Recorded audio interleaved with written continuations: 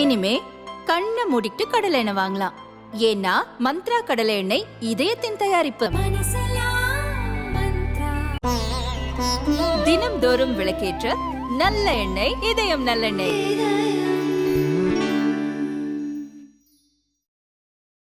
சிவகங்கை மாவட்டத்தில் காங்கிரஸ் கட்சியினர் இரு கோஷ்டிகளாக செயல்படுகின்றனர்.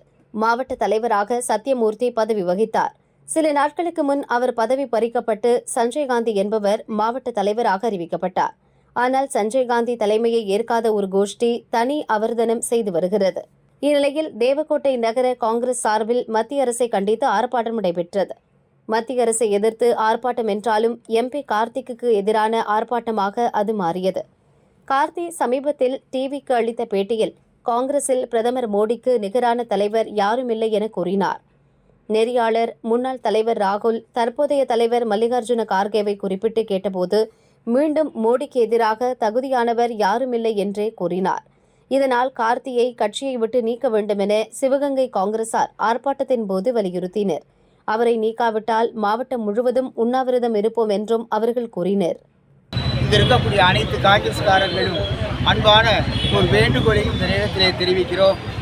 நம்முடைய எதிர்கால பிரதமர் ராகுல் காந்தி அவர்கள் வர வேண்டும் என்று அனைத்து காங்கிரஸ் தொண்டர்களுடைய உள்ளங்களில் இருந்து வருகின்ற வார்த்தைக்கு எதிராக சிவகங்கை நாடாளுமன்ற உறுப்பினராக இருக்கக்கூடிய கார்த்தி சிதம்பரம் அவர்கள் தொடர்ச்சியாக கார்த்தி சிதம்பரம் ராகுல் காந்தியை ஏன் சிறந்தவரான பிரதமராக வர முடியுமா என்று சில தினங்களுக்கு முன்னால் கேட்ட பேட்டியிலே முடியாது, மோடிக்குத்தான் அந்த அருகதை உண்டு என்ற தோணியிலே பதிலளித்தார்.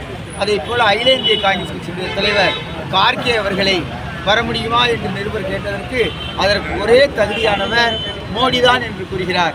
அப்படி என்றால் அவர் காங்கிரஸ் கட்சியை விட்டு பிஜேபியிலே தான் இருக்க வேண்டுமே தவிர காங்கிரஸிலே இருக்க வேண்டிய அவசியமில்லை. இது அகில இந்திய காங்கிரஸ் தலைமை உடனடியாக நடவடிக்கை எடுத்து பிரதமராக வர வேண்டும். ராகுல் என்பதற்கு எதிர்க்கத்தை அவர் கூறக்கூடாது.